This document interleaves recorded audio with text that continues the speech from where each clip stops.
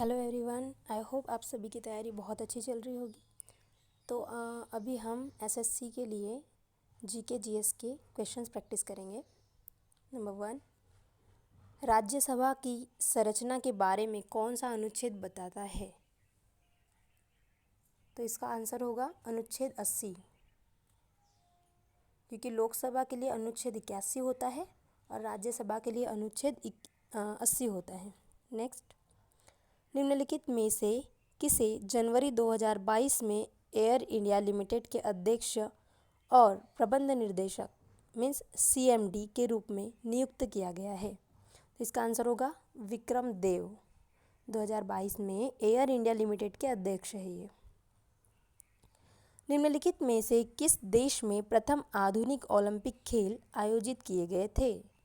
प्रथम आधुनिक ओलंपिक खेल, तो इसका आंसर होगा ग्रीस। नेक्स्ट, अशोक के अधिकांश अभिलेख किस में लिखे गए हैं? मीन्स कौन सी लैंग्वेज में लिखे गए हैं? तो इसका आंसर है प्राकृत भाषा। अशोक के जो भी अभिलेख है वो ज़्यादातर प्राकृत भाषा में लिखे गए हैं। विश्व बौद्धिक संपदा संगठन के अनुसार ग्लोबल इनोवेशन इंडेक्स GII 2021 में भारत का रैंक क्या है?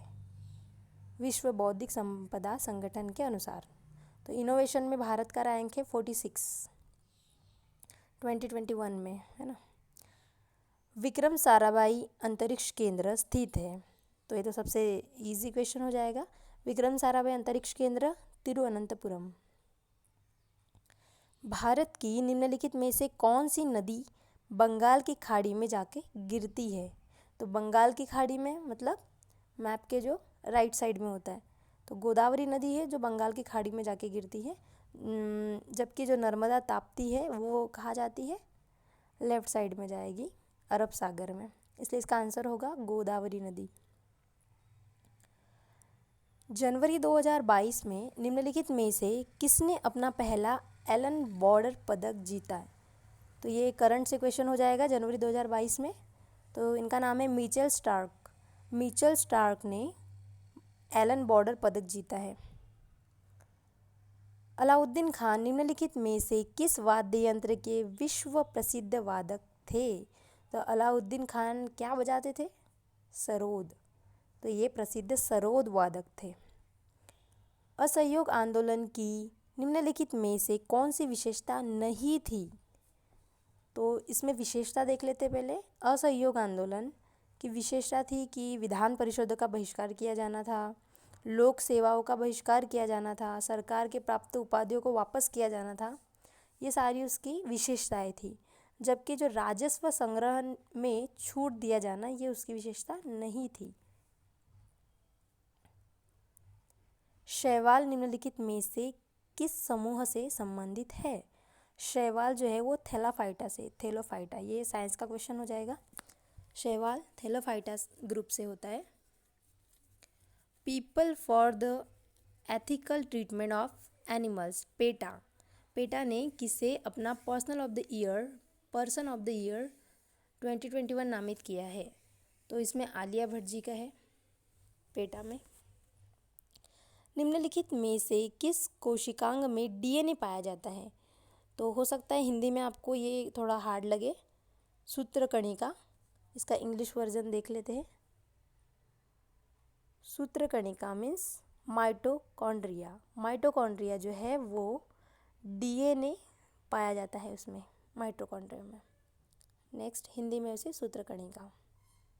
निम्नलिखित में से किस गवर्नर जनरल ने भारतीय राज्यों के लिए सहायक गठबंधन की नीति अपनाई है?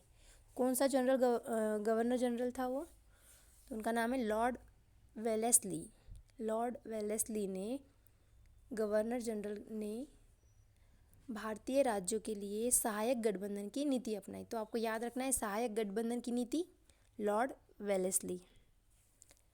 आयुष मंत्रालय को केंद्रीय बजट 2022 टू 2023 में कितने रुपए करोड़ में का आवंटन प्राप्त हुआ है?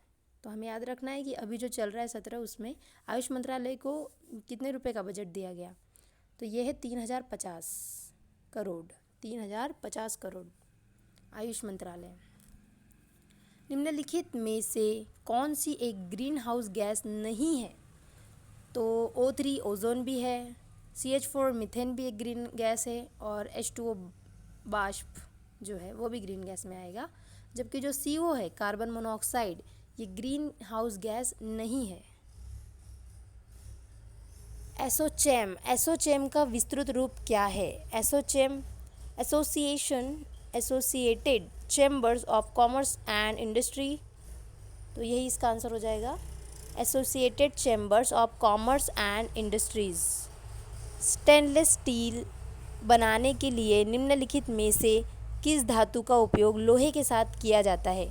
तो स्टेनलेस स्टील बनाने के लिए क्रोमियम यूज़ किया जाता है, समथिंग 10.5% रहता है वो, देख लेते हैं।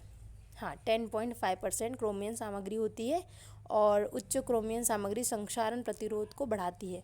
मतलब जंग नहीं लगना चाहिए, हमारे जो भी जो आप पार्ट्स बना रहे हो उसमें जंग नहीं लगना चाहिए, इसीलिए क्रोमियम का यूज़ किया जाता है लोहे के साथ, और स्टेनलेस स्टील बनाया जाता है। विज्ञान में महिलाओं और लड़कियों की भूमिका को पहचानने के लिए किस दिन को विज्ञान में महिलाओं और लड़कियों के अंतर्राष्ट्रीय दिवस के रूप में मनाया जाता है? तो ये याद रखना है आपको, 11 फरवरी को ये दिन होता है, ताकि जो महिलाएं हैं वो भी विज्ञान के क्षेत्र में बढ़ चढ़ के हिस्सा लें। लेजिम नृत्य शैली निम्नलिखित में से किस राज्य की विशेषता है? तो लेजिम ये महाराष्ट्र का डांस होता है। उपनिषदों का अनुवाद दारा शिकोह ने फारसी में किसके शीर्षक के तहत किया था? तो दारा शिकोह कौन था? दारा शिकोह जो है वो शाहजहाँ का बेटा था, और इन्होंने जो फारसी में शीर्षक दिए हैं तो वो है सिर्र अकबर नाम से शीर्षक दिए थे। दारा शिकोह ने 50 उपनिषदों का संस्कृत से फारसी में अनुवाद किया, मतलब 50 उपनिषद जो हिंदुओं के थे उनको संस्कृत से फारसी में चेंज किया, ताकि जो मुस्लिम लोग थे सम्राट, वो उन्हें समझ सके, मुस्लिम विद्वान उन्हें पढ़ सके, इसीलिए उन्होंने 50 उपनिषदों को संस्कृत से फारसी में चेंज किया। दारा शिकोह मुगल सम्राट राजा शाहजहाँ के सबसे बड़े पुत्र है।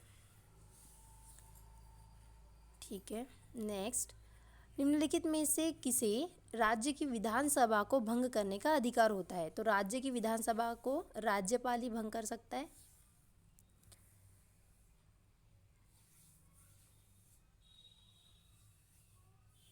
इसमें कुछ इम्पोर्टेंट होता है नहीं, देख लेते हैं इम्पोर्टेंट पॉइंट्स में।